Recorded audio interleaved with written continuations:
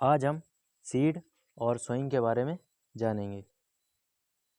तो जैसा कि आप जानते हैं कि सीड यानी बीज एग्रीकल्चर के पॉइंट ऑफ व्यू से कितना इम्पोर्टेंट होता है। यदि बीज ना हो तो एग्रीकल्चर का कोई एग्जिस्टेंस ही नहीं। ठीक है, तो पहले तो हम जानेंगे कि सीड होता क्या है। तो सीड को दो तरह से डिफाइन किया गया है, बायोलॉजिकली एंड एग्रोनॉमिकली। एग्रोनॉमिकली हमारे सस्य विज्ञान के अनुसार।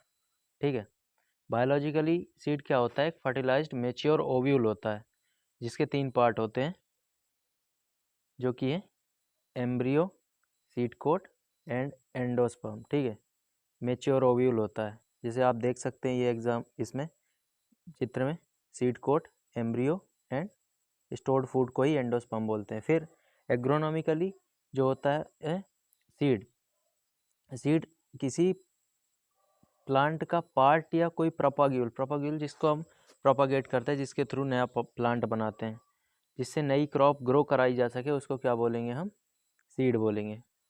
ये हो गया दो टाइप से सीड को हमने डिफाइन किया।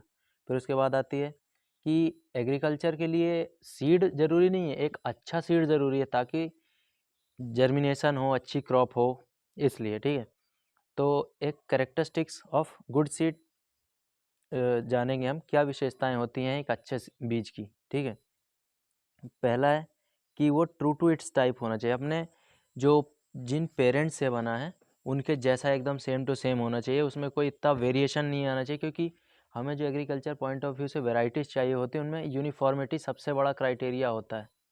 ठीक है ना। फिर आता है free from inert material. Inert material मतलब जो एक तरह से बोल सकते हैं कि कचड़ा हो गया, किसी अदर वैरायटी के सीड्स हो गए, पत्थर हो गया, मतलब ऐसा कुछ फिजिकल इम्प्योरिटी, उसको बोल देंगे क्या? इनर्ट मटेरियल से फ्री होना चाहिए, मतलब नहीं होने चाहिए। और uniform in structure and texture. Structure and texture मतलब उसका जो शेप एंड साइज़ है वो एक जैसा, सभी मतलब एक बीज जो रहता है तो एक लॉट लेंगे हम, उसमें जो सभी दाने होंगे उन सभी का स्ट्रक्चर और स्ट्रक्चर सेम होना चाहिए, एक जैसे दिखने चाहिए, है ना। फिर उसके बाद होता है कि वायबल, सबसे मोस्ट इंपॉर्टेंट क्राइटेरिया कि वायबल। भाई साहब, वायबल ही नहीं होगा तो जर्मिनेट ही नहीं करेगा, तो उसका मतलब ही नहीं निकला कुछ, फिर वो तो ग्रेन कहलाएगा यदि वाइबिलिटी ख़त्म हो गई तो। ठीक है ना। फिर तीसरा और लास्ट पॉइंट है अपना, जो पांचवा पॉइंट है कि free from insect and paste. Insect और पेस्ट से फ्री होना चाहिए, क्योंकि डिसीज प्लांट अपन को नहीं चाहिए। अपन डिसीज सीड लगाएंगे तो डिसीज प्लांट बनेगा, अच्छे से ग्रोथ नहीं होगी, हो सकता है जर्मिनेट भी ना करे। ये सारे कारण हो सकते हैं, है ना। इसीलिए हमें एक अच्छा सीड लगाना चाहिए।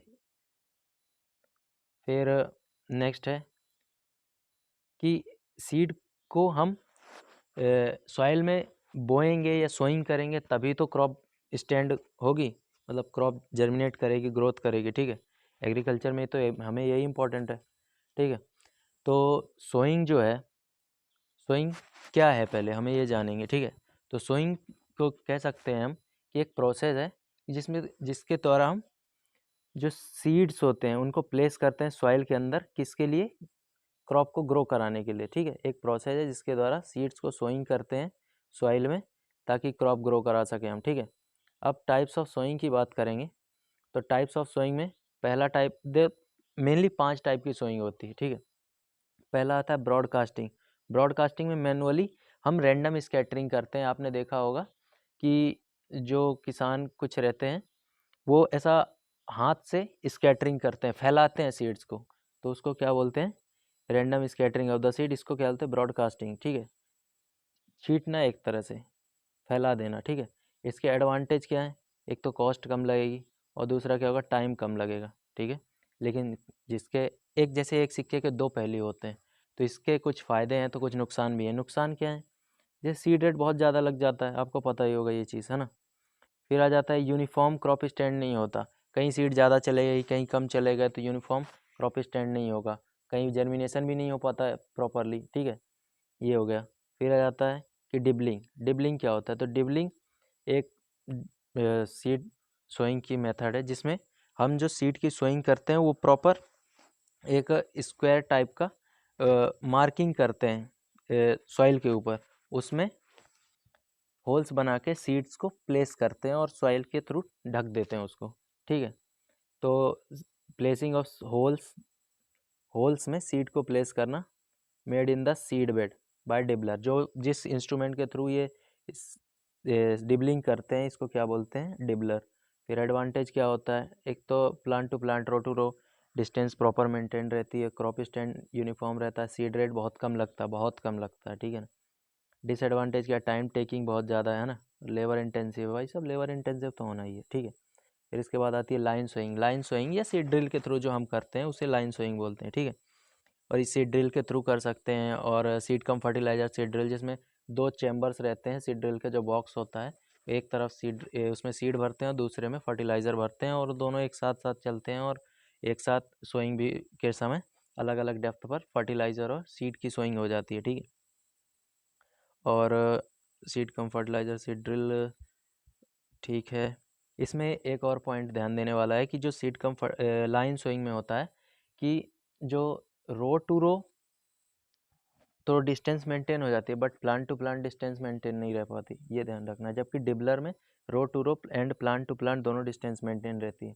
इसके बाद आता है सोइंग बिहाइंड द प्लाउ। आपने पुराने ज़माने के प्लाउ देखे होंगे, देसी हल, उनके पीछे जो एक किसान चलते हैं वो सीड डालते रहते हैं, तो sowing behind the plough, plough के पीछे सोइंग करना, ठीक है। फिर ट्रांसप्लांटिंग यानी जैसे नर्सरी एक जगह करके, नर्सरी उगा के, रेजिंग ऑफ नर्सरी, और फिर उनको दूसरी जगह एक जब उसकी एक जो क्रॉप रहेगी उसकी एक ड्यूरेशन के बाद उनको ट्रांसफ़र कर देंगे फील्ड में, ठीक है। ये हो गया क्या, ट्रांसप्लांटिंग, ठीक है। तो ये सब रहे मेथड्स ऑफ सोइंग, ठीक है। अब इसके बाद ये दिए गए हैं जो मेथड्स ऑफ सोइंग हमने पहले बताए, उन्हीं के इमेजेस दिए गए हैं। अब आपको बताना है कि कौन सी मेथड ऑफ सोइंग इनमें से, इन जो इमेजेस हैं इनका नाम क्या है, कौन सी मेथड ऑफ सोइंग है ये।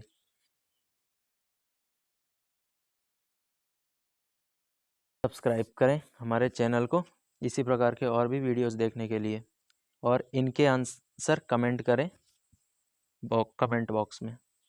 धन्यवाद।